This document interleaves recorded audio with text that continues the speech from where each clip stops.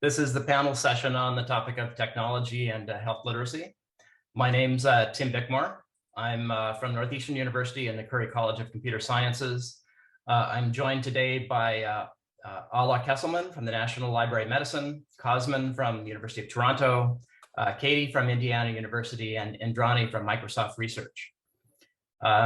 So each of our research areas intersect this topic of health literacy and technology, but I think we come at it from different directions. And so you get to hear a little bit about our research programs today. So the format is we'll each talk for a few minutes about our respective areas of research. If you could hold your questions to the end or actually post them in the Q&A function. And then after we give our introductory remarks, then we'll hopefully leave a lot of time for discussion at the end. So I will start off and talk briefly about my research, which is in using what I call relational agents, or they're animated embodied conversational agents, as a technology to help address health literacy barriers. So in my research program, what my students and I do is go out and study a one-on-one face-to-face conversation between health providers and patients. So we'll go out and videotape sample interactions between doctors and patients, or nurses and patients, try to understand the verbal and nonverbal behavior that goes on in these brief counseling conversations, or sometimes they're conversations that happen in multiple installments over long periods of time. And we want to simulate these with as much fidelity as we can. So we build simulations to automate health education and health behavior change interventions. And these systems that we build look like this. This is a virtual discharge nurse that we had at Boston Medical Center that interacts with patients for up to an hour before they go home, walking them through their discharge instructions. So I'll show you a demo in a second, but basically the character talks using synthetic speech driven by a dialogue engine and natural language generation, and synchronized nonverbal behavior like hand gestures and gaze cues. The patient responds by touching options on a touchscreen. Happy to talk more about that later. Most recently, we've been deploying these on smartphones for wellness interventions and also for chronic disease self-management, also including sensors attached to the phones, for example, heart rhythm monitors for patients with atrial fibrillation. So I can show you a little bit of a sample interaction of what these look like. There can be a lot to learn about with birth control. If you want, I can ask you some questions and make some recommendations for you. You can also skip the questions and look at a list to choose what types of birth control that you want to learn about. No problem. I know there's a lot to choose from, and it can be confusing. Can I ask you a few questions to figure out what might be best for you? What is the most important thing for you when it comes to birth control? Okay, thanks. Based on your rankings, here are 3 birth control methods that might work for you. This chart has some information about each one.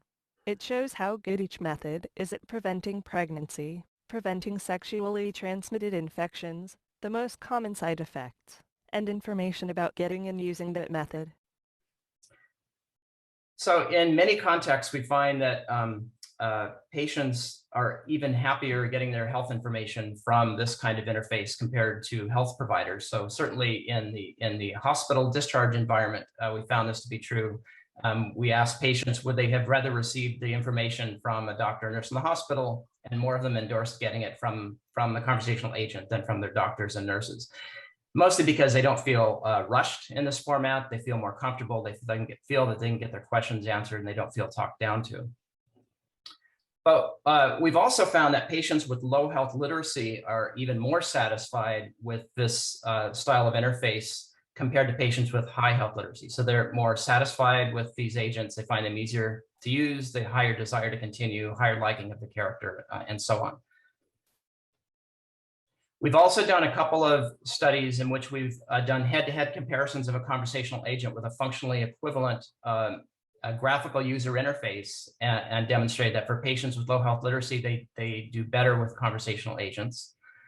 So this was a project in which we had patients use a standard search engine, an online search engine, to look for clinical trials, for cancer-related clinical trials, I compared it to a conversational agent that we designed that interviewed patients about what they're looking for and walked them through the possible trials that were returned. We found that patients with low health literacy could not use the standard interface by and large to meet specified criteria on trials they were looking for, but those using the agent could find trials about a third of the time. And then finally, in another study, we had an agent that collected family health history and built up a pedigree chart, compared this to a web-based tool developed by the Surgeon General's office called My Family Health Portrait, and found, and this was in a population from a safety net hospital, high levels of inadequate health literacy. Only half of them could complete the task using the web-based interface. 97% could complete with the agent. Okay, so that's a quick overview of the research that I do. And Alla will tell us a little bit about what she has going on. Thank you so much, Tim. Okay, I'm going to share my slides. Please let me know if you cannot see them or cannot hear me.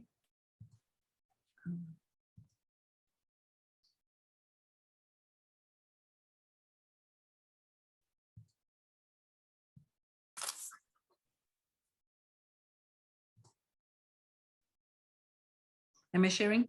Yes. Thank you very much.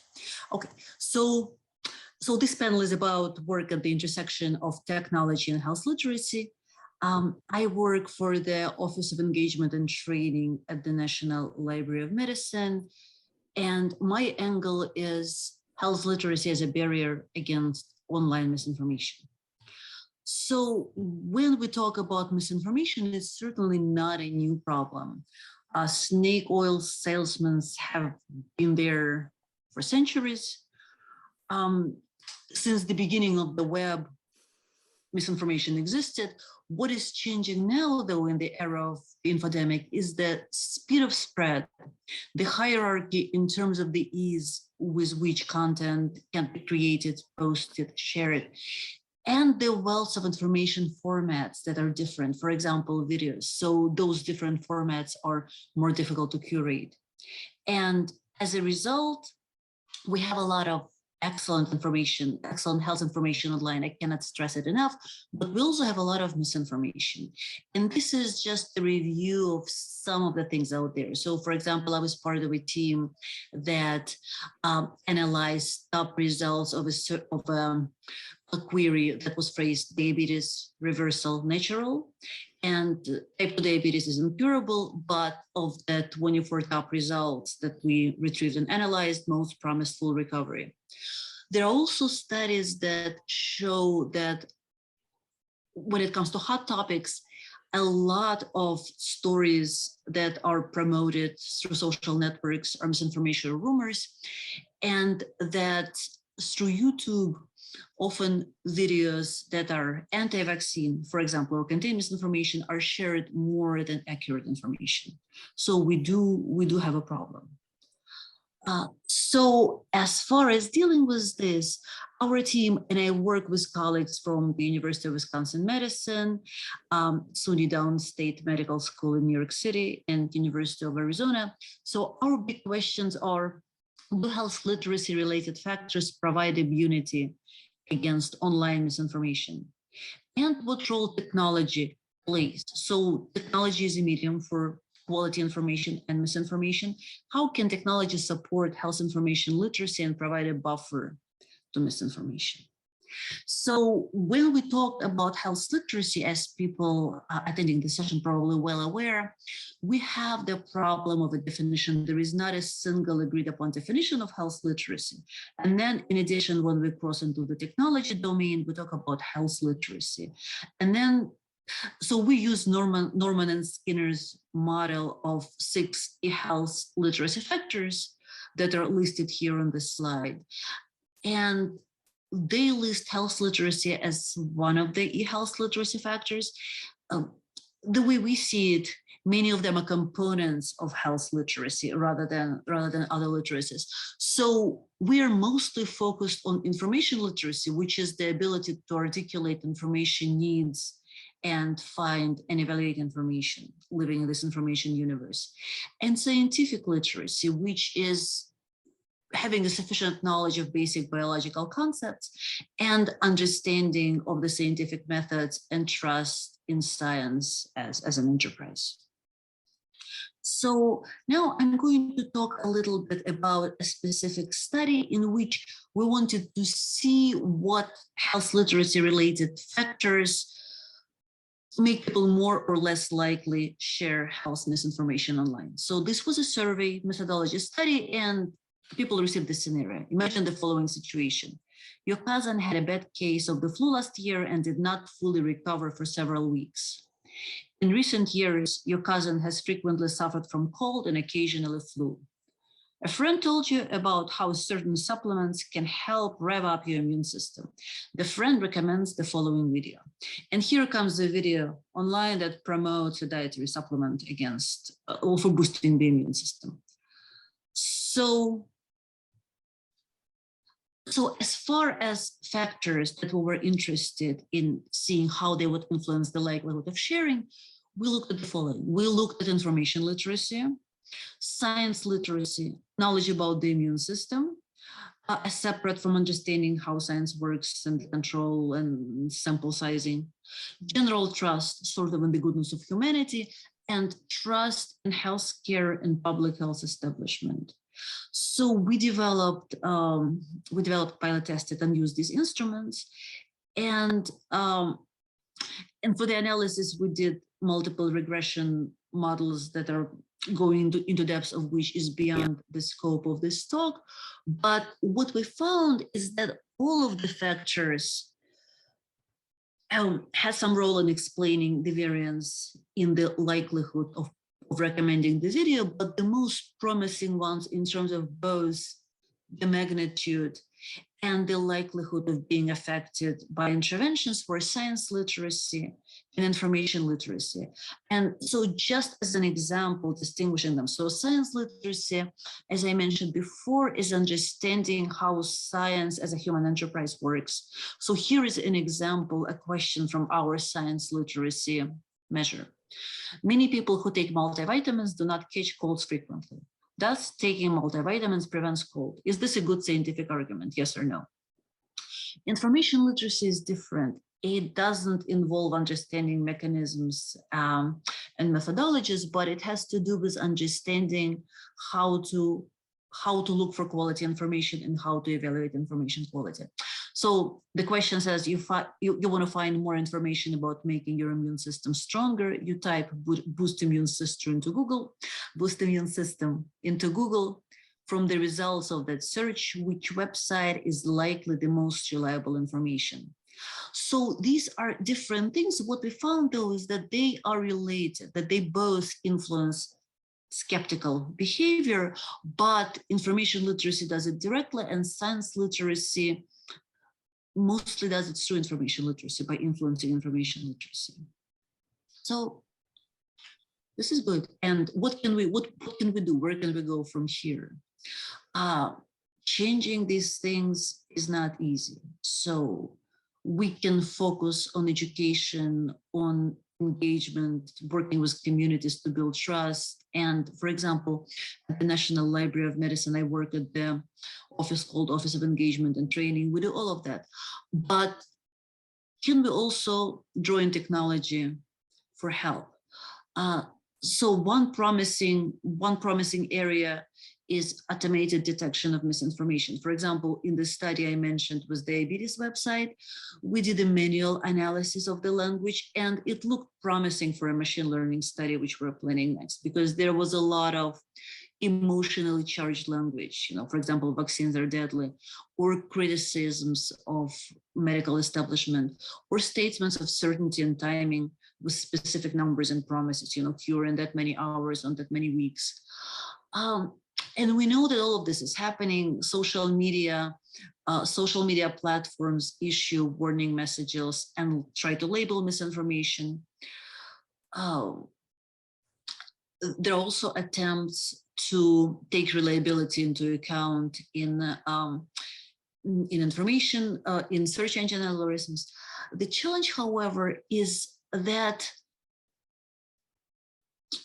people's reaction to these automated tools are also affected by their health literacy and all the other factors. So unless we raise trust, let's say, these tools will be perceived as censorship when somebody is labeling your information and telling you not to accept this information. So again, we'll live in interesting times. We're dealing with interesting issues. So I look forward to discussing with everyone where we go from here, and just want to thank my wonderful collaborators and the national network of Library of Medicine. Thank you. Wonderful, thank you. Cosmin.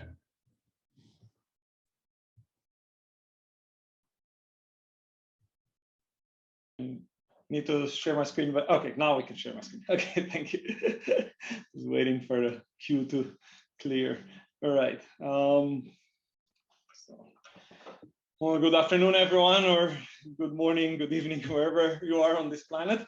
We'll go over a few kind of topics related to health literacy, but I'm going to contextualize this from the background I'm coming from. So I'm researching the space of older adults and designing technology in support of older adults across a variety of areas relevant to them, health and e-health access being one of them. And my work is situated in sort of challenging the narrative of what we see kind of usually mentioned, especially in popular media, as the demographic time bomb and the aging epidemic. And one of the things we're looking at is empowering older adults to make decisions on their own, to be in control of both the technology, but also the content that the technology delivers.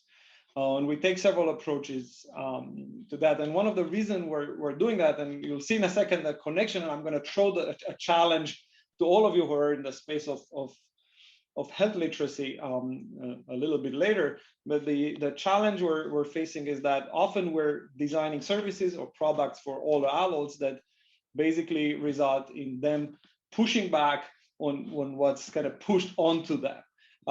Typically because the technology is not designed very well, or because simply we do not understand what they need, or we are not empowering them. We're not allowing them control over what is designed for them. And this is happening because of several attitudinal and practice barriers that we uncover in our research. And again, this is not simply just for digital application, it's also for services, where we are designing for these demographics through the lens of impairments. We're seeing technology as an intervention, as a solution to curing a variety of problems, and we're not including the users themselves in making decisions about what's best for them.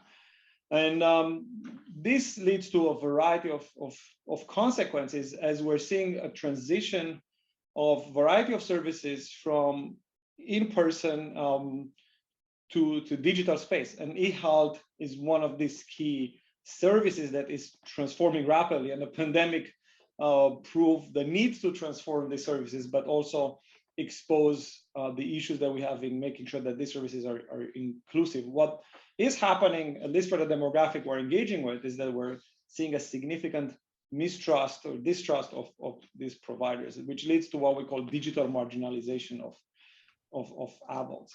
And the consequences that we observe we did several studies, and this is sort of brief summary of several that we've done. One was on health, the other one was on financial services.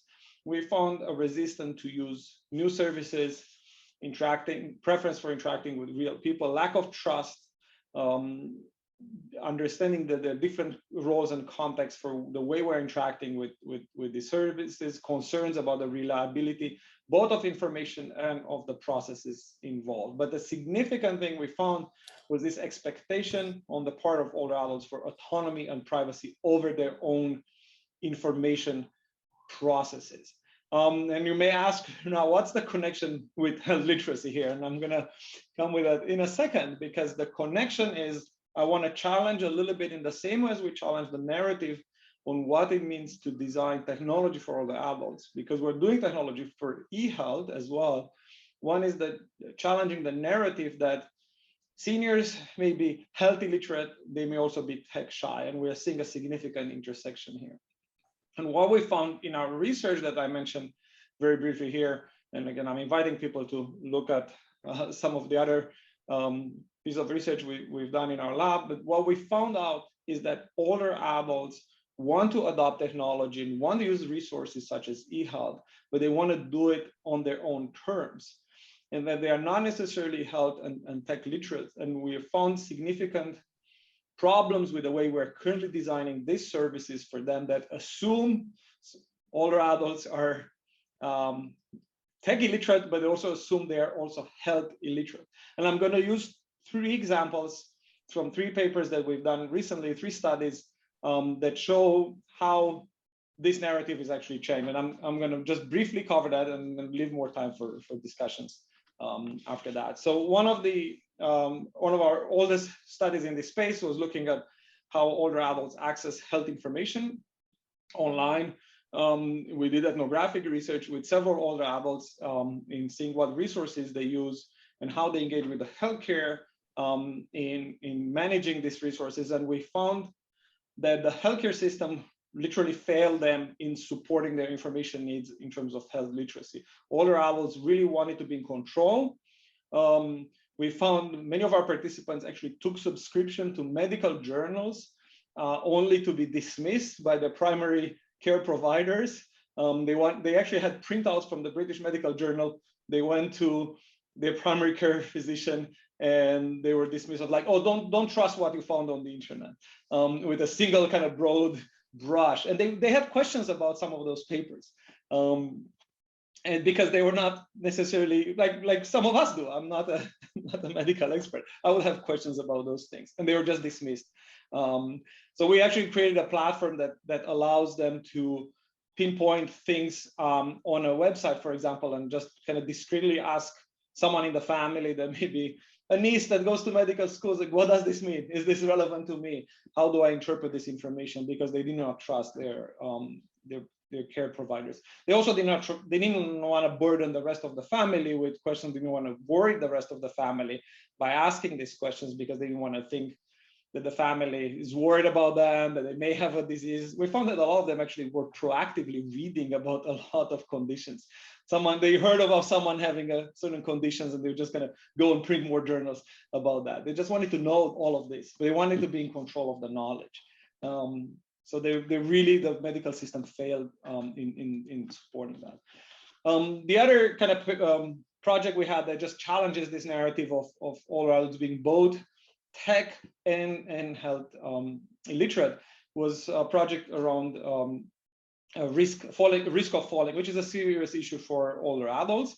And we found out that a lot of the older adults wanted to know more about what their risk of falling are. These are not like immediate, like I'm about to fall, I'm going to have an accident, but more like my balance, my gait is changing over time, my risk of falling is increasing, and they wanted to be in control of that. So we created this. Actually, it's a 3D prototype that was co-designed with older adults. It's a belt that they can wear to monitor their gait. They help us design it. So it was very participatory.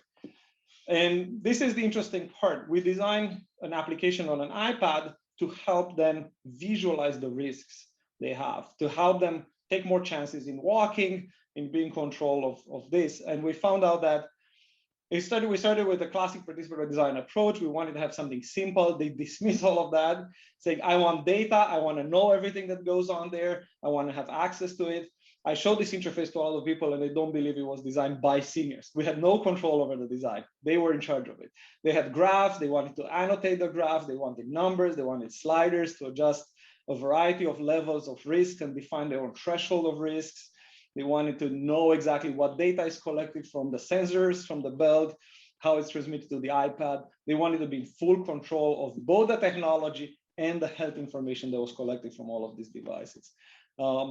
So they designed everything. And then we tested it with several older adults and they absolutely loved it. And they found it worked for them. They were walking more. They were feeling more confident about their ability to walk without falling because they have access to this knowledge that they were in control of. And finally, the last quick project I'm mentioning, we looked at see how older adults engage with virtual doctors. online. We use a variety of prototypes to test a variety of conditions where they talk to a AI doctor, they talk using a virtual character, an avatar.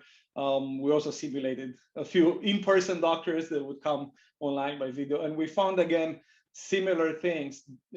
Older adults did not mind engaging with this. It allowed them to be in control. They felt like they're not wasting someone's time. They can ask more questions. They are not dismissed by a medical profession that doesn't have time for them. So again, the same theme of they wanted to be in control both of the content and the delivery of this information. So with this, I'm coming back and saying one of the challenges is finding a way to not assume older adults are illiterate, both in terms of the technology and in terms of the domain. They may not have all the information available to them, but it's important for us as we design solutions to consider how we can engage with this demographic in allowing them to control the narrative of what they want to do with their own health, how they access information about that, and what technology will support that. And with that, I'm wrapping it here and leaving more time, hopefully, for Q&A at the end.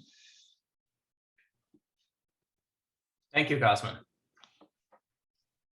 Katie.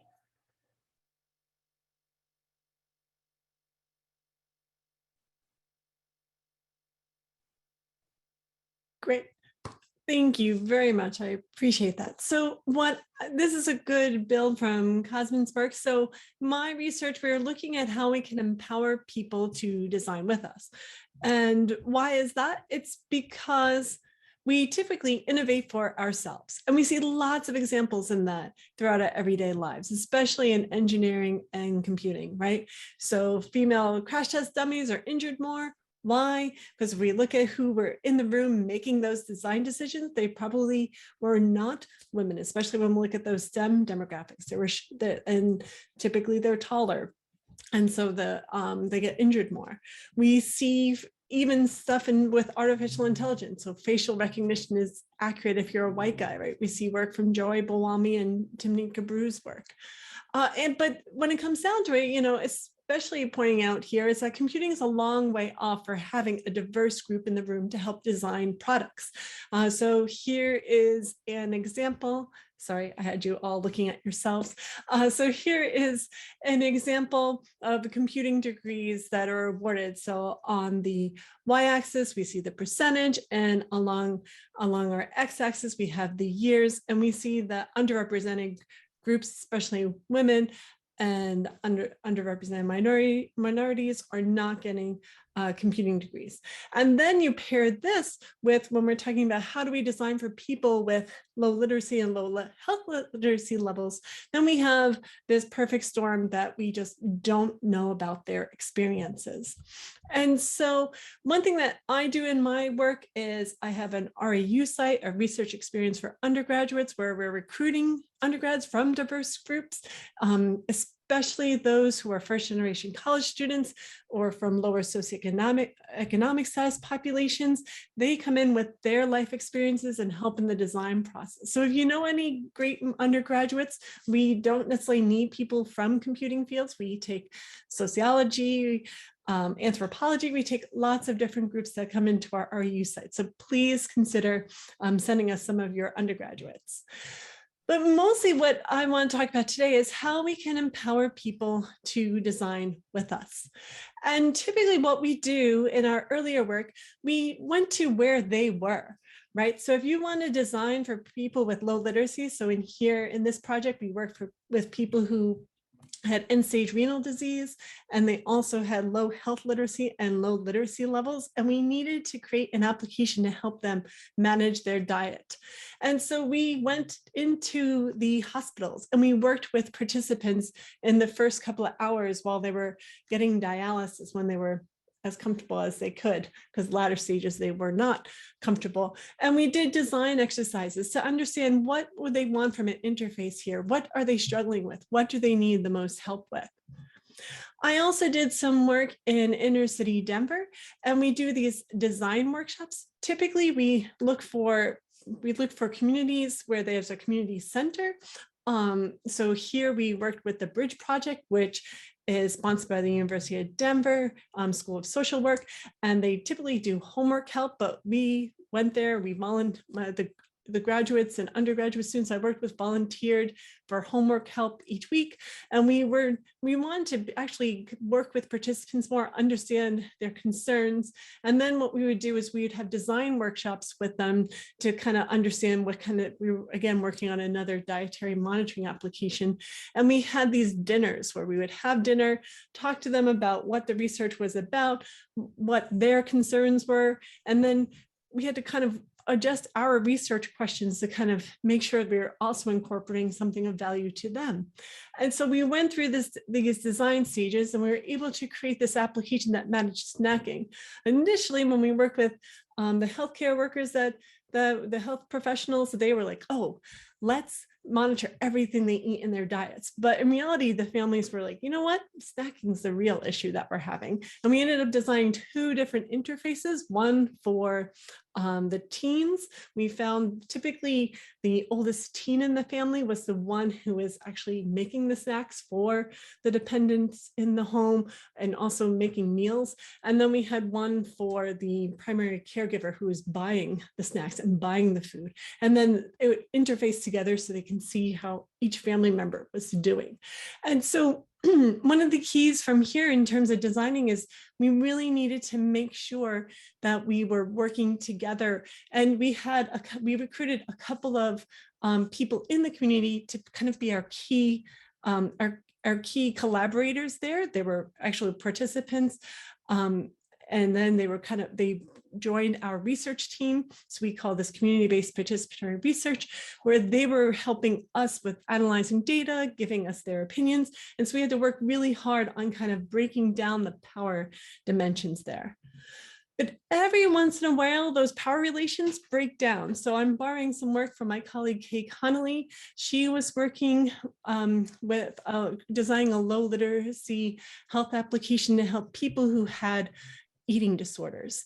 And one of the challenges is they were using the community-based participatory research methods. They had a couple of key community members who were there to talk to participants and help with recruitment. But one of their community members who was helping with the design was also selling dietary supplements. So that was a big challenge for the group in terms of talking together and saying like, okay, what's going on? What are our aims here? And saying, you know, we do want you to help us with recruiting, but we also have to think about the health of the participants and the people in the community.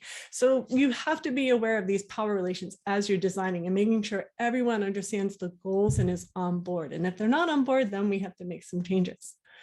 And then I wanted to kind of leave you with this last work, what we've been doing most recently with the pandemic.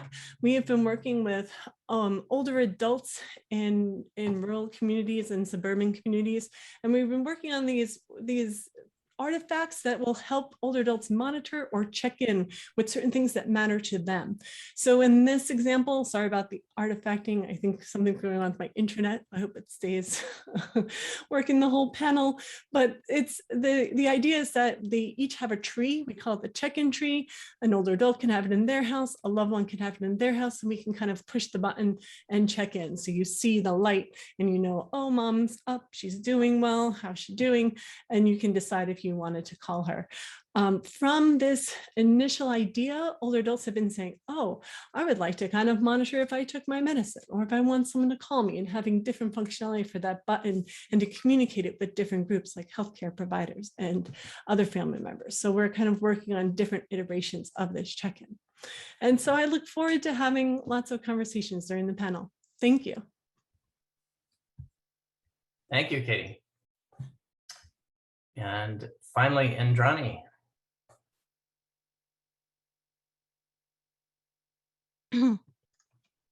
Can everyone see my slides? Yes. Okay, great. Thank you so much, everyone. I mean, great talks. I think I learned a lot. Thank you, Tim, for inviting me on this panel. So my name is Indrani Medhitis. I'm a researcher in the Technology and Empowerment Group, recently rebranded at Microsoft Research India in Bangalore, although I'm currently based in Cambridge, Massachusetts. So today I'm going to be talking about work that we've been doing over the past several years, designing information communication technologies for low literate users.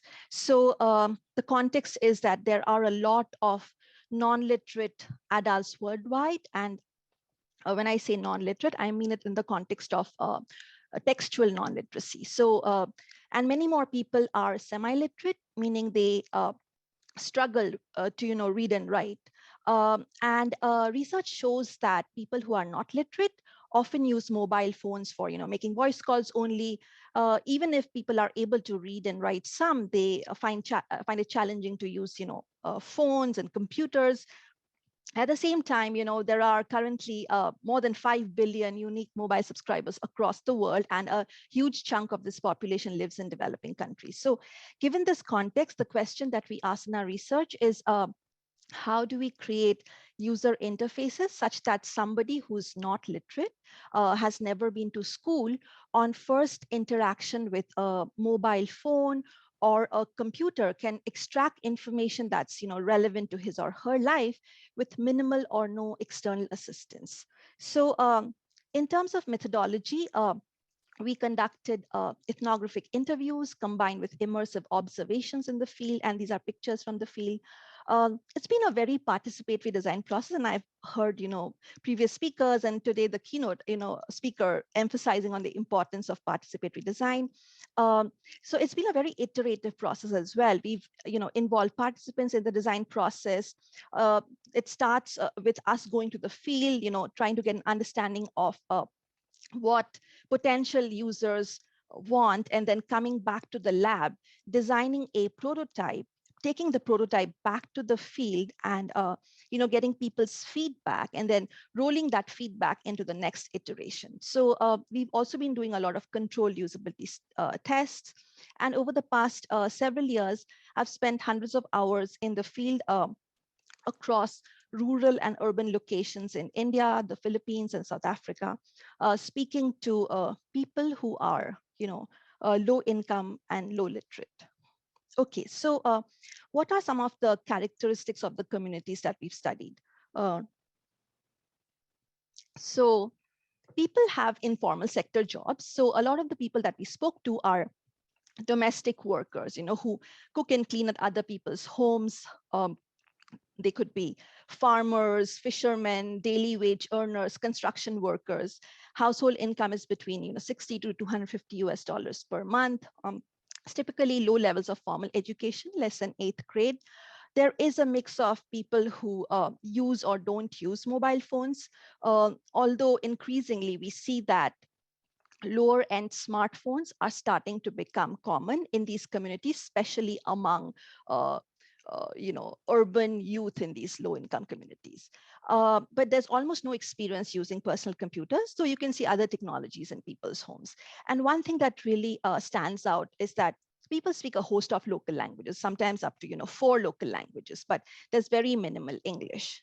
So these are the interfaces that we designed. We call them text-free user interfaces.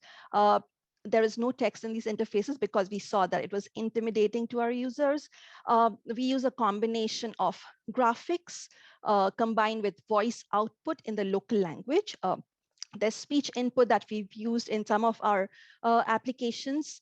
And although we've done away with text, there is use of numbers because people who are low literate are able to read numbers. They're numerate. So we have some numbers in these interfaces. During the course of this work, we realized our own biases as designers and realized the importance of participatory design exercises. So while designing the health information dissemination app, we had to depict one of the symptoms was weakness. And our first intuition was, denote weakness as somebody, feeling dizzy and like holding their head like this and about to fall, right? But when we talked to our end users and we asked them to enact weakness, they showed weakness as pain in their limbs. Like you see this person, she's enacting weakness and she's saying that I have pain in my limbs, my, arms and legs. So it turns out that these communities do a lot of hard physical labor, and the way they thought of weakness was physical pain in the limbs. So, engaging them was very important in how we depicted information that was targeted towards them.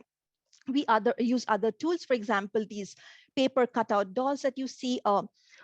which we would give to them, and they could maneuver the limbs of these, dolls and help us, come up with designs. We would give them a word, they would depict it using the doll, and then, we would use those ideas to design our interfaces. So we tested our interfaces. What did we see? We saw that our interfaces did relatively better compared to text-based interfaces. However, there was still a lot of challenges that people experienced. They were not able to use these interfaces independently as much as we wanted them to. So we decided to take a step back and ask the question, what is the problem with non-literacy? And through a lot of immersion in the field and talking to our communities, we realized that non-literacy actually was, in our experience, beyond the strict inability to read text.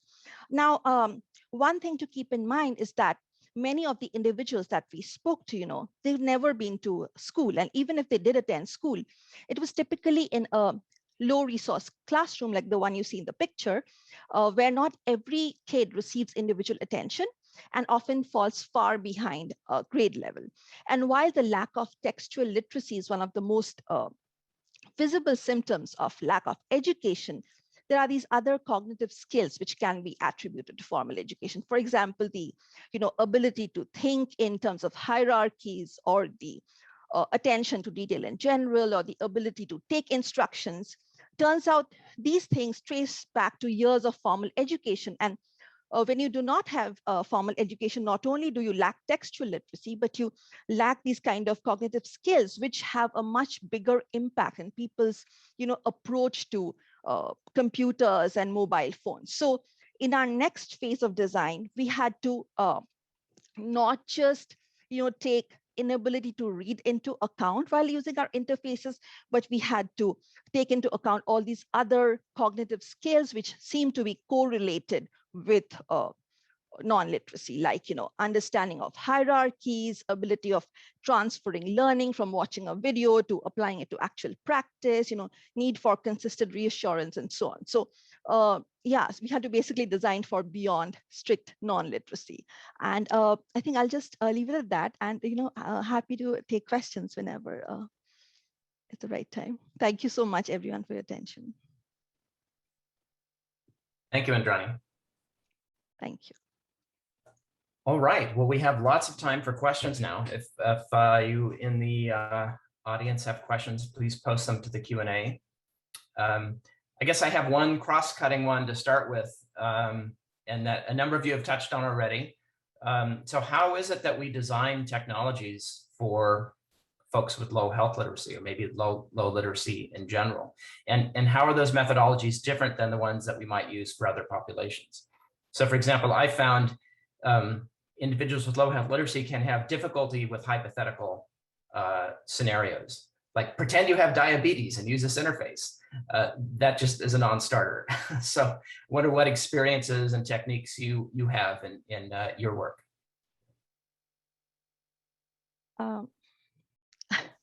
Indrani? So one thing that we found very useful, it's actually called the Bollywood method, where you use like dramatic scenarios. It was actually, I think people at the Human Factors International came up with it. So you dramatize a scenario. For example, if you're designing a mobile money app, you say that imagine you have a cousin in a rural area who really wants money, and they have no way to get it, and you have to make sure they, so basically you give a narrative, a story, and kind of dramatize it. And I mean, that we found to be useful. So, I mean, I got reminded of that, yeah. And still asking them to take on the role of one of the actors in the story. So when we do the dramatization, sometimes we've also used video to kind of motivate people, and the actors are people from our lab who acted in a video. So we maybe used a video to kind of demonstrate the idea, or we motivated using a scenario. But no, we did not have users act it out. We did not have that. But yeah, and also like giving them specific tasks at the end of it, saying that this is the scenario, and you have to use this application to do this specific task. So whenever it's like task oriented, it has been, I think, easier, it's more concrete, I would say. It's not an abstract concept. So yeah, motivated by scenario and task specific, I think has been useful. I agree with making sure your task is fairly clear. So in our design workshops, it's definitely iterative learning there. One of the challenges we had, one of the participants said, we in HCI and design, we say a lot like, oh, envision this or try this, or what would you do here? And finally, a participant kind of took me aside and said, wow, that was amazing. Like in my work, and they were cleaning in the community, they said, no one ever asked me what I think, right? Like being asked what you think is quite a privilege, and to have your voice heard. So then we realized we had to kind of scaffold our activities. So starting out with kind of like, okay, let's all kind of draw a scenario out, like what challenge do we have today, or what is our life like? And then we report out, we have everyone kind of report out, and then they all find this common, we find this common bond there. And then from there, we kind of build out the activities to say, okay, great. So if you're just like driving from house to house to clean and business to business, where do you find your food? Where would you drop off food for your kids? How much time do you have in that decision point? And then we kind of design from there, instead of being like, oh, let's brainstorm about this. Brainstorming has to be a little bit more structured there. Just building on something that Katie said, I think as far as hypotheticals and examples, I think it's very important to engage users, because we tend to come up with examples that fit our lives, but we're often working with communities whose lives are very different, and it may not be, and Tim, I don't know what specific examples we're talking about, but it may be not that people cannot deal with the hypothetical example. It may be that certain hypothetical examples are just more removed from their daily life than we can imagine.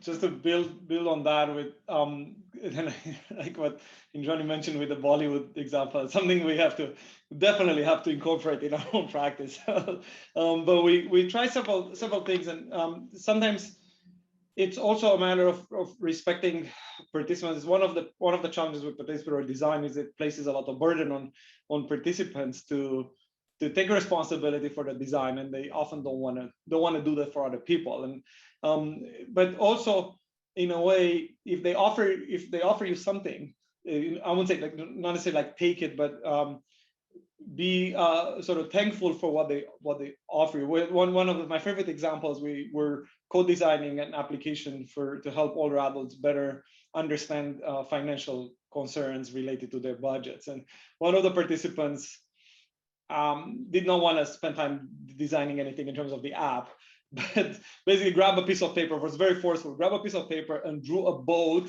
out in the ocean with a big hole in it, and then drew water coming from the hole, and says like, this is my financials, and then handed it back to us.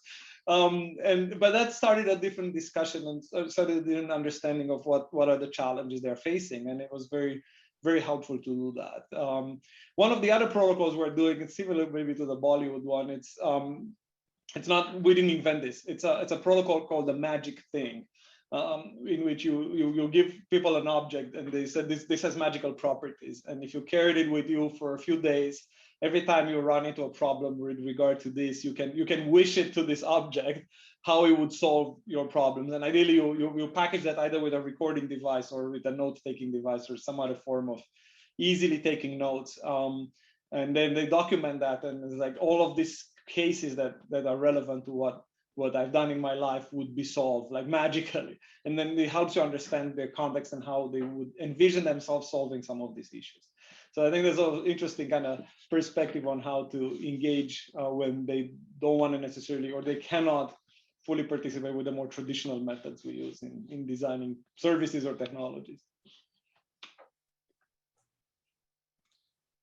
Terrific. So Katie, there's a question from the audience for you about, can you scale up your methods on a regional, national level?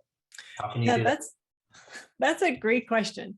So I don't think I think it would be a challenge to scale it up on a national level. Regionally, I think we could. So for example, when we were designing for with families in inner city Denver, I was working with that community center for about 8 years. And one of the neat things that happened is there was a community member who worked at the center. She was kind of their administrative assistant. And then by the last year, I actually wrote her a letter of recommendation to apply to a nearby college. And she was, at that time, she was kind of a really great team member in that we were actually in our design workshops, letting her run some of the some of the different activities, because she asked us to, and we were like, if we're really going to do community-based participatory research, maybe we should allow them to be, if you're part of the research team, you're part of the research team.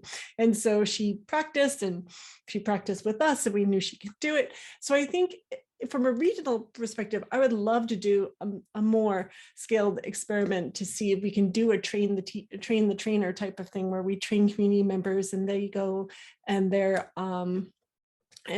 administering the different activities, when the challenges would be data collection and making sure we can analyze that data. But I think that would be a really neat thing to kind of explore more. We are doing, for the older adult project I showed at the end, we're doing this toolkit study, and we are doing a train the trainer type of activity with older adults. We're working with the local quilting guilds and giving them skills to do some kind of electronic textiles, and then having them teach it to other older adults. But with COVID, they have not been able to actually do it in person. They've been doing it over Zoom, and we've been kind of in the background watching it. So, but I can't wait till we can all co-locate again. It'll be nice.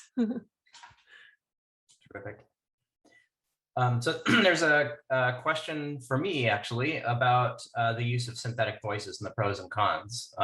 So in the work that we do, the language is dynamically assembled. For example, the virtual discharge nurse was actually pulling data out of the EMR. So it's very specific to the patient about their specific medications, follow-up appointments, and so on. So we need the flexibility of a synthetic voice. It can't be pre-recorded. But yes, there's a hit you take on quality. And we find that that's mostly an issue in initial acceptance, like the first 30 seconds of use. And once patients get over that, they're fine.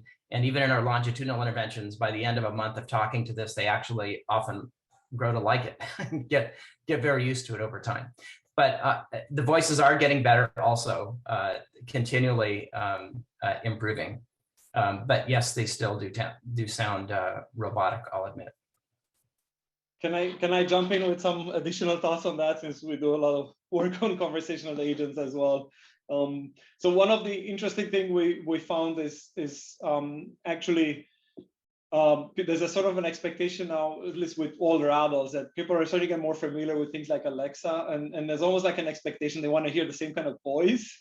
And if a voice is too natural, there's concerns about sort of trust, or like fake, trying to pretend there's someone that they don't know. So in the study we did with a virtual doctor, we actually found that they preferred a very robotic, impersonal thing, because they created a clear distinction for them that this is not a real doctor, and it's going to be used as such. It's going to be useful for like question and answering. They wanted a clear distinction between a real doctor that gives diagnostic and advice and someone that's like an information kiosk. And one of the participants, one of my favorite answer from that study was like, I really like this one. I don't need to put my pants on when I go see this doctor.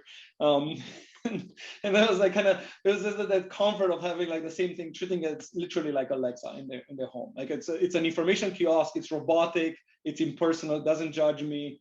It's there to just, I can ask questions and I can get answers without having that personal connection. So I think it's a very case by case. There's some value in keeping technology as technology and not trying to make it human.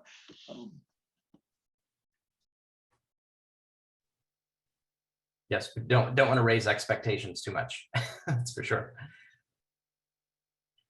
Do any of the panelists have questions they want to pose?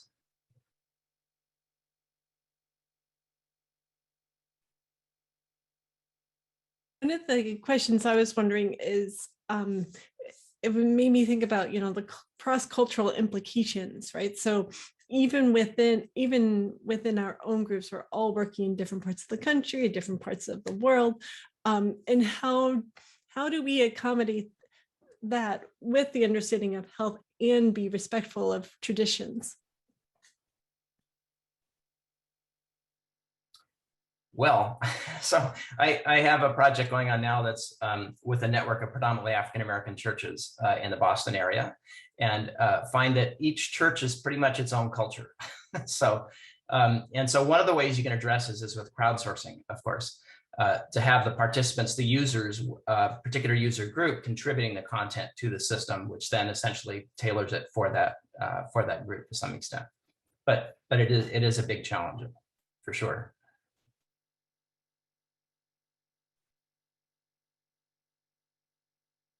We have a very large scale project that's been going on now for about 2 years. There's nothing to do with health literacy, but it's looking at cultural gaps because Canada is such a sort of immigrant country, between children who are born in Canada and their immigrant grandparents.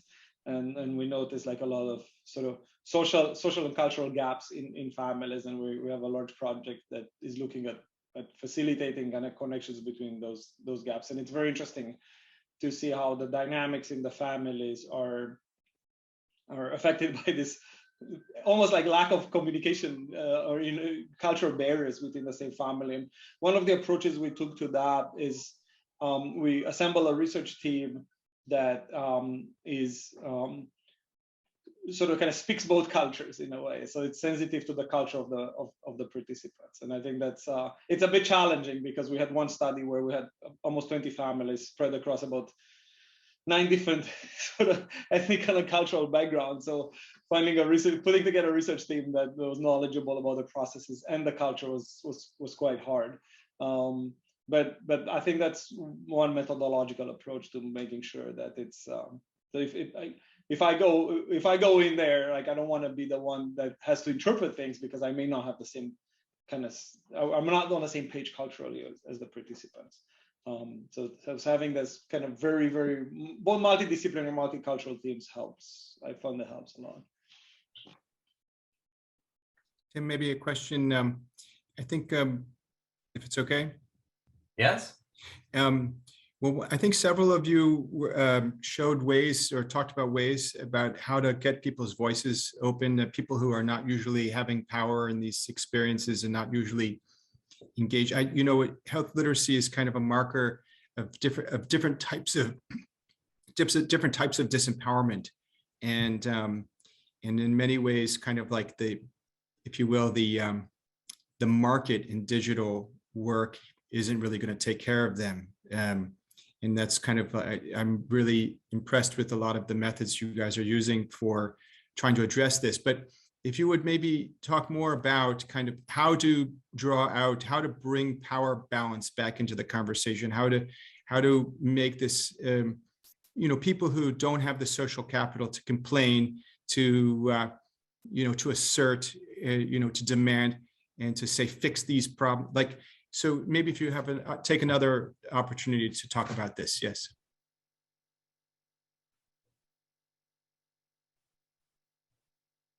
Yeah. So one of my favorite examples is from the work we did with people with end-stage renal disease.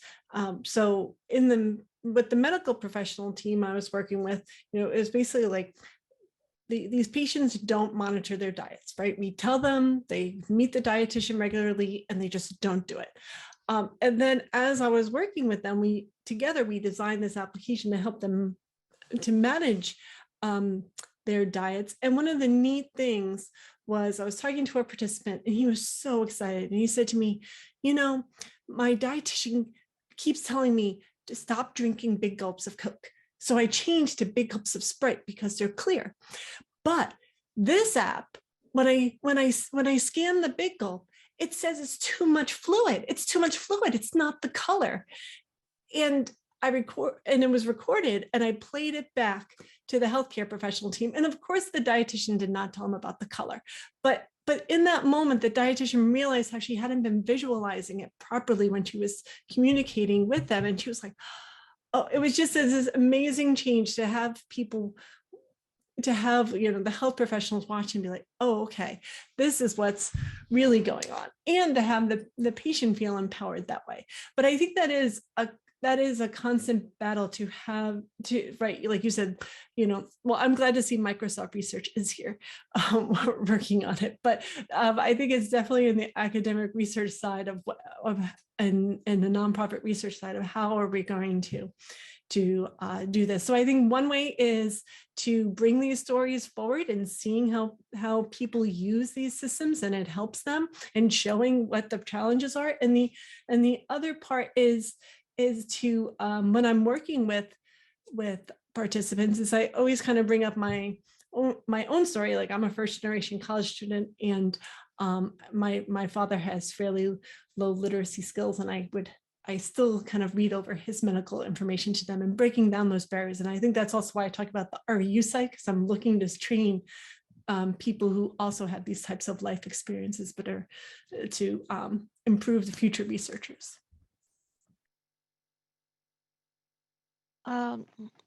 I can build on that. Actually, you know, initially when we go into these communities, I think something that has really helped us is just going through intermediary organizations that have been working with these communities for a long time to help establish that trust. Also, you know, just very simple things. You know, initially we would go, I mean, of course, there's like a power dynamic if you're going into the home of a low literate, low income individual in an urban slum community in India, right? So as a Microsoft researcher, so just like, you know, simple things like initially they'll offer them a chair and sit on the floor, but, you know, you're like, okay, let's all sit on the floor. These like simple things of, you know, kind of making people feel comfortable and, you know, kind of trying to, you know, decrease the social distance and going through intermediary organizations, I feel like have helped us in kind of like making people feel comfortable and, you know, open up. And, you know, initially, you know, they were also very, we saw that people would be very scared to use these fancy devices. So to get them comfortable, especially older women were not comfortable. So we would ask them to like draw on this, on the paint application. And we would ask them to draw, you know, cultural kind of symbols. For example, you know, in households in India, there's something called a rangoli, which is drawn with like rice powder in front of homes, and people do that, especially in these communities. So we would ask people, you know, our participants, you know, why don't you draw a rangoli on the, you know, tablet or the computer, and then, you know, with a stylus. So I mean, just giving them things that they know on a tech device. I think those kind of things like help people open up. Yeah, and, you know, share stories, I guess.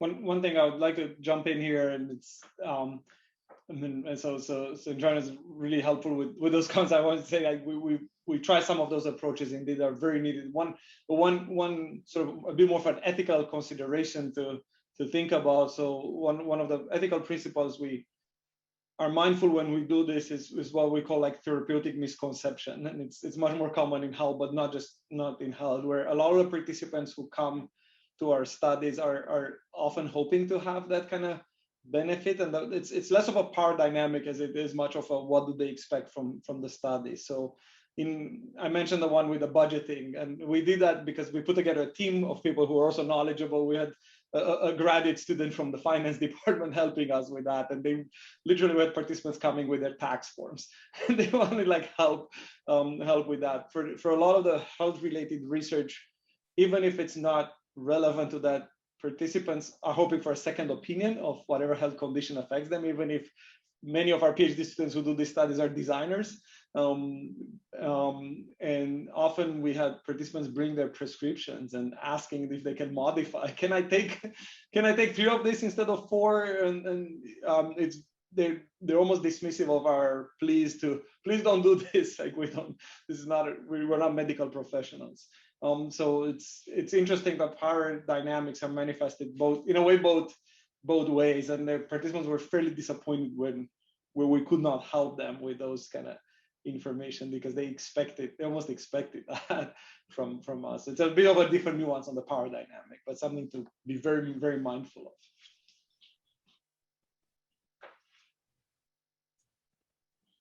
So Ala, I have a question for you. I was fascinated about your work on misinformation. So how do you help individuals with low health literacy in particular recognize and deal with misinformation? So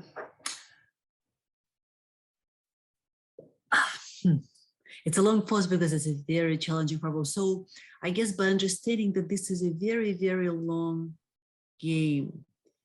And again, I work for the organization that focuses on building relationships and trust with different communities. We do fund and conduct a lot of workshops and programs, but I think for me, the idea is understanding is that no single, there is absolutely nothing worse. Somebody can come in with a 2-hour workshop and change somebody's perception about COVID vaccines, for example, or mostly anything at all. But if we keep becoming a trusted source through this continuous long-term engagement, then people will be more open to our resources. So I'm afraid it's not an easy answer. And I think all of you are doing great work with the tools you're developing.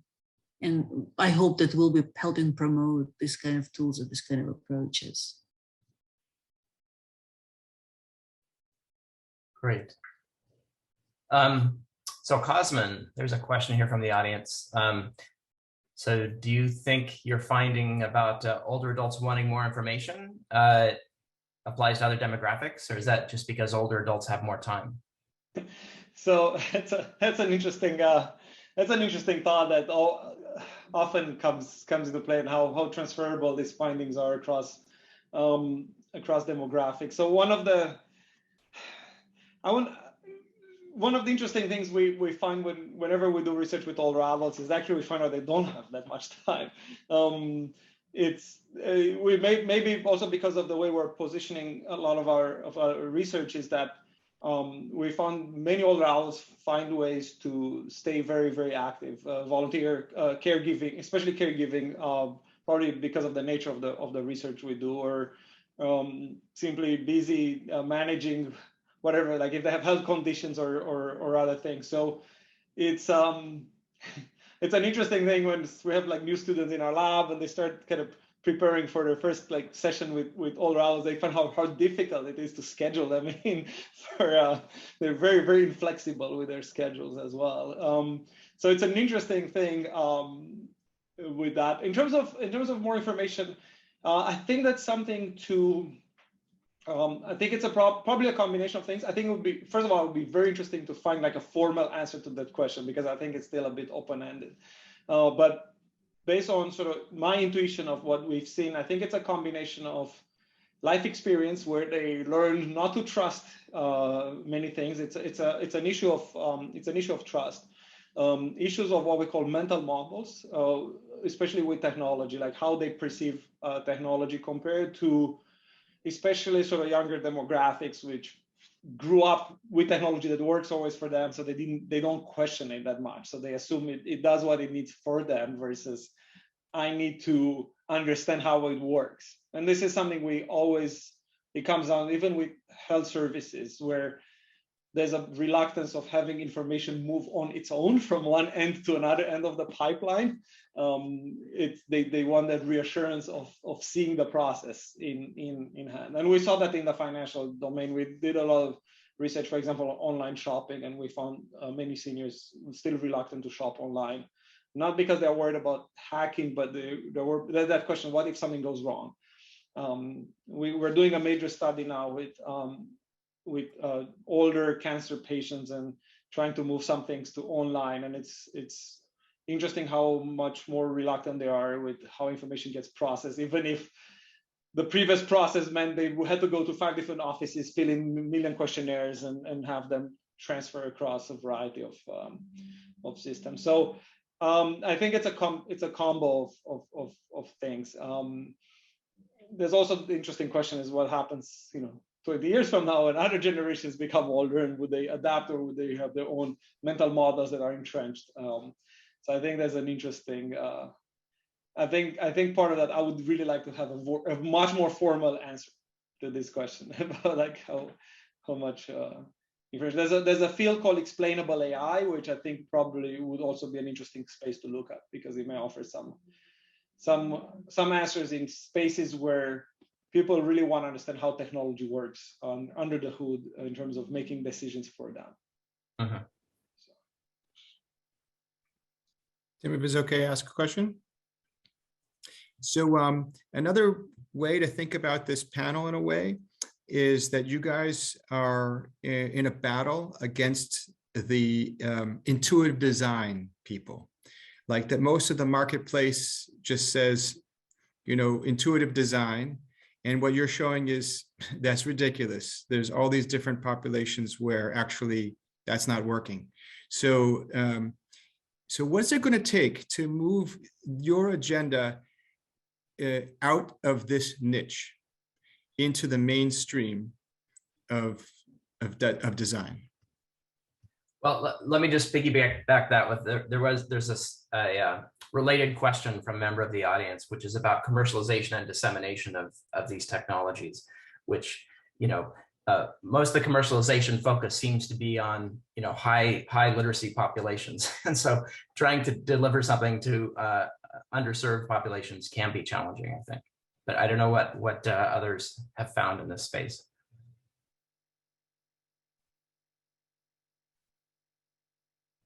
So one of the things that I would like to do, based on our current funding models, we're kind of funded for a specific project, but I would love if we could have a project where we can do a design with lower health literacy populations and show if it does help even those without lower literacy interact with the system. Like the idea that Clayton Lewis at Colorado Boulder always talks about is the cutouts, right? So on the sidewalks, we have these cutouts, and it's not just that they help people with disabilities, they help with people with mobility issues, pushing strollers and such.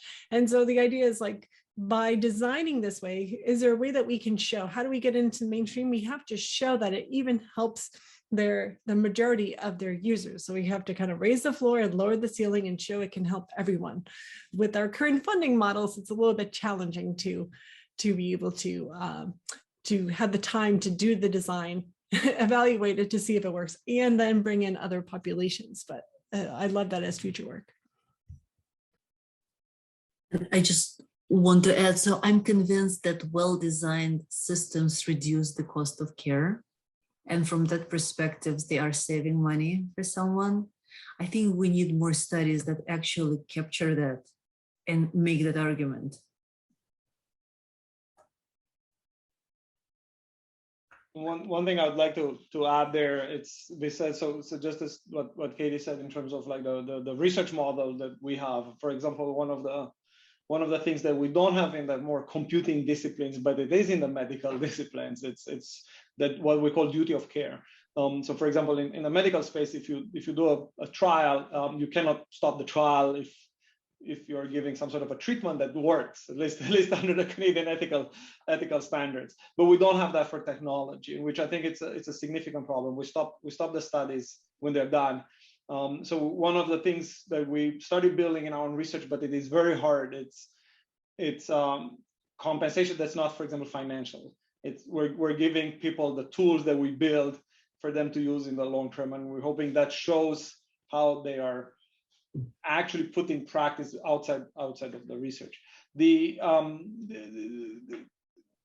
terms of showing how this works for the broader population, and there's a lot of debate about inclusive design and if there's such thing as universal design and things like that. But one of to answer the comment in terms of the technology, what we're seeing in our research is, for example, a lack of, maybe it's on the political side of imposition of needs to have like standards of in the same way as we have, for example, for accessibility. We don't have anything for health literacy. We don't have anything for literacy in general. We don't have standards for senior-friendly technologies and things like that. We did unfortunately, I can't talk much about it because it's under review as a paper, but we did a study of designers. We surveyed several hundred designers, web designers, and we asked about their practices with including people in their design. And we found that outside of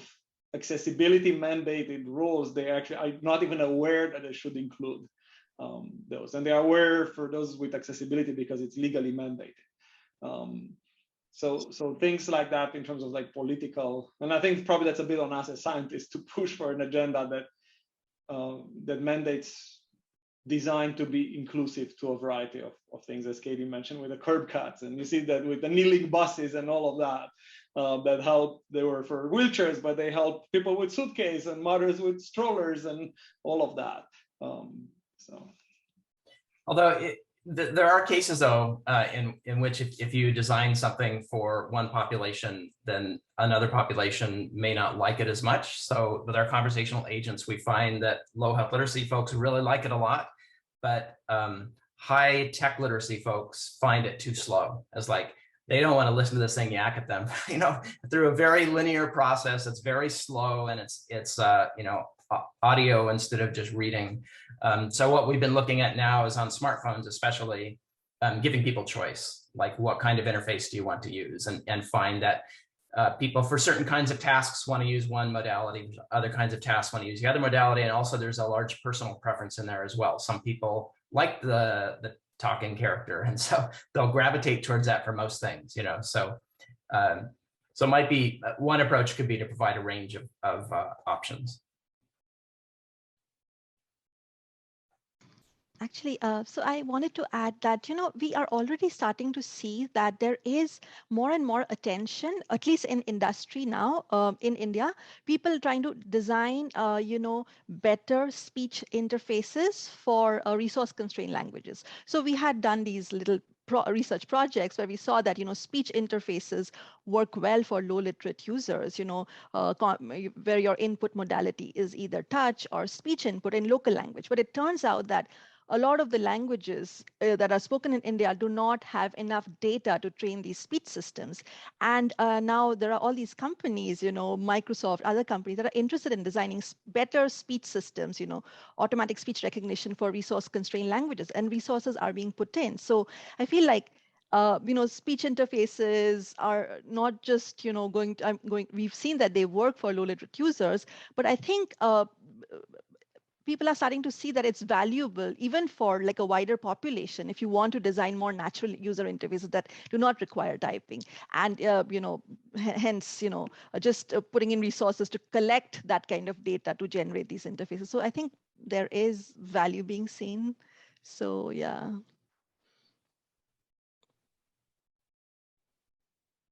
So there's a question from the audience about how are health providers responding to our work? Anyone have any good stories to share there? I have something to add to this question, specifically to Tim, and I think to Cosmin, because it was striking to me, both of you mentioned that your participants liked virtual assistants more than they liked interacting with healthcare providers because they didn't feel rushed and they didn't feel looked down upon. I'm curious whether you shared those findings with any health professionals, because on the one hand, you know, it's great that you're developing these systems that are kind of changing the power differential. At the same time, it also says quite a bit about our healthcare system, right? And it's not a good, it's not a good thing what it says.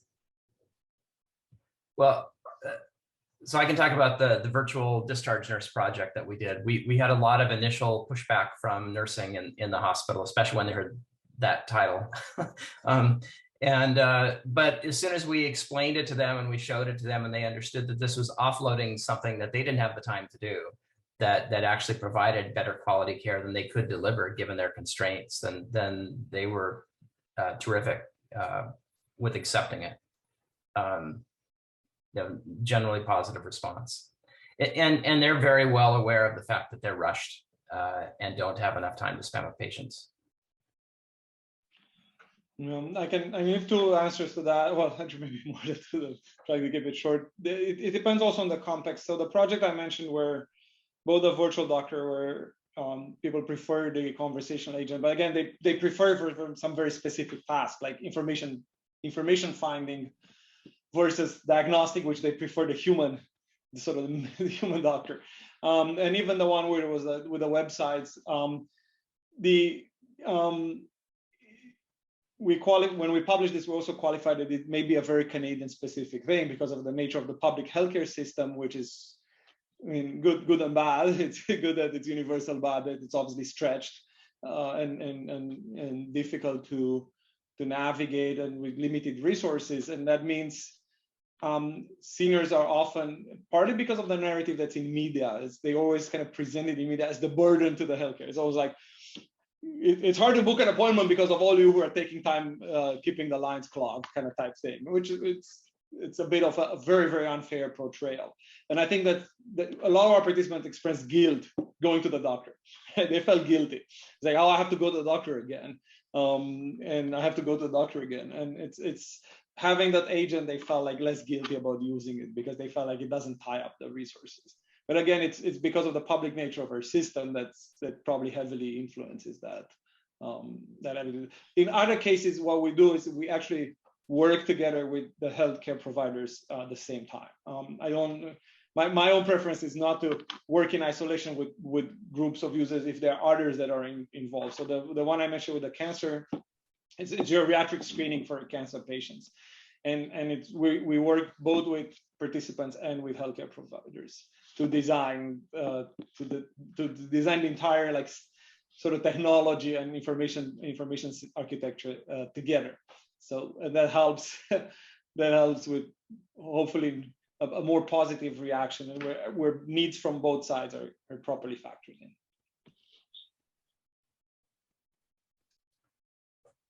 So there's a question here about medical schools. Are any of you working to integrate your technology or methodology into the medical school curriculum? No, I've not done any kind of medical school curriculum. I have, though, like in terms of working with healthcare providers, I have most of my collaborations are with nurses or doctors or dietitians in some form. And I have given talks in some of their classes, but it's not explicitly in the curriculum. Yeah, I have not either, but I'll say that there have been several projects looking at using conversational agents as virtual patients, as ways of training physicians in medical schools, but that's not something that I've done. I'm collaborating very closely with people in geriatrics, but also we have an institute called Institute for the Life Course and Aging, but also the School of Public Health. It's interesting that School of Medicine is its own thing, and they kind of see that stuff as maybe separate. So maybe it's just a matter of collaboration is not established. But my experience working with collaborators in public health were very, very positive in terms of integrating technology, and they have their own technology that's integrated. I also work very, very closely with people at the Faculty of Nursing, which is again completely on its own thing, where they're as much I found very receptive to technology design and to design. So.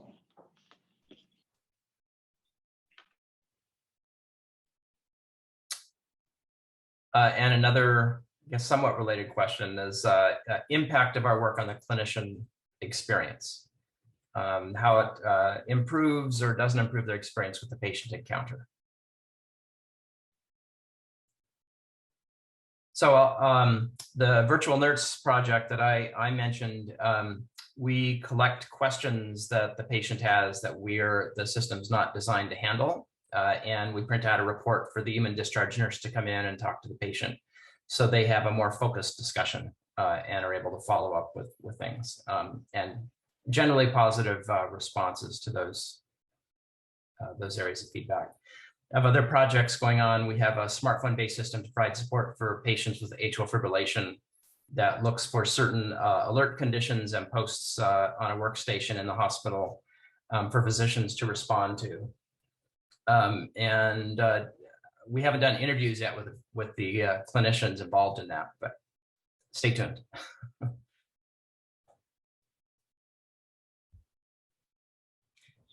So I think one of the things that our work has helped with the health professionals that we collaborate with is just giving them an understanding of what is going on with participants, especially in terms of diet. With the two projects that I highlighted, one of the things that we were talking about beforehand was, the cultural aspects of it. So people in inner city Denver, the families were getting, printouts of ways to eat healthier, right? And a lot of it was like, bake this. But if you bake a sopapilla, it's just terrible. And now you've wasted food and now everyone is hungry and then they just toss it out. And so one of the things that we were able to do is to kind of say, like, what are people eating? One of the first studies talking about a method failure, one of the first studies I did when I worked with people who had end-stage renal disease was I wanted to do like a food diary study. Most of the work in diet and exercise is like, just have people write down what they ate. And one participant came back and just said, I wasn't sure what letter mattered to you, so I wrote all of them. And they had written every letter on the package, from ingredients to nutrition. And then she said, it took too much time, so I only did it for a few items. And so if you're trying to give someone some dietary support, you need to know what they're eating. So these systems that we built was the first time that our health colleagues were like, oh, this is what they're eating. Here's how we can personalize it. And this is what's going on. So I think these technologies can provide those insights that you can't get otherwise.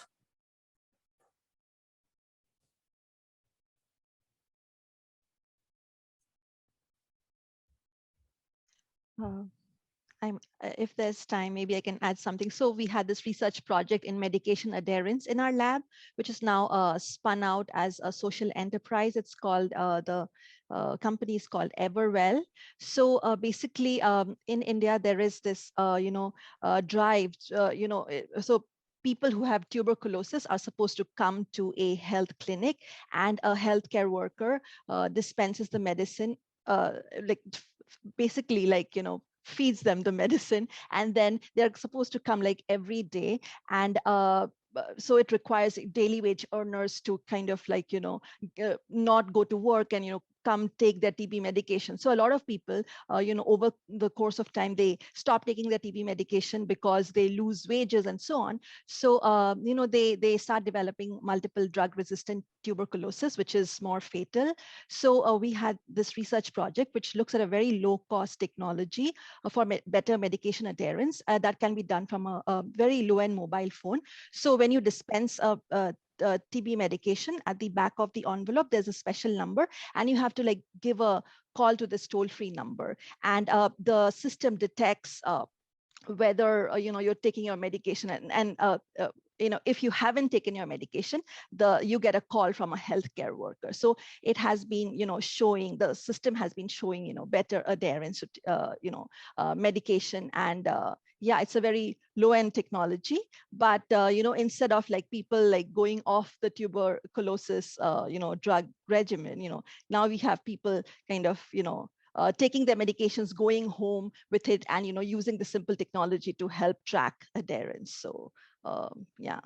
And there's this huge collaboration with the government of India. And this project actually started off as a research project, but now it's it's independent entity. So I don't know if that kind of is relevant, but I thought I should mention it. Thank you. So I think we're just about out of time. So I wanted to thank all of our panelists again, Ala, Cosmin, Katie, and Indrani. I'm Tim. So I hope we have a chance to follow up on this topic at some future venues. Thank you. Thank you. Thank you so much. And thanks everyone for the really good questions. Really Yes. enjoyed thinking about these topics. Thank you, everyone. And thanks, Tim, for getting us all together. Yes, thank you so much, Tim. Thank you. Thank you. Bye. Bye.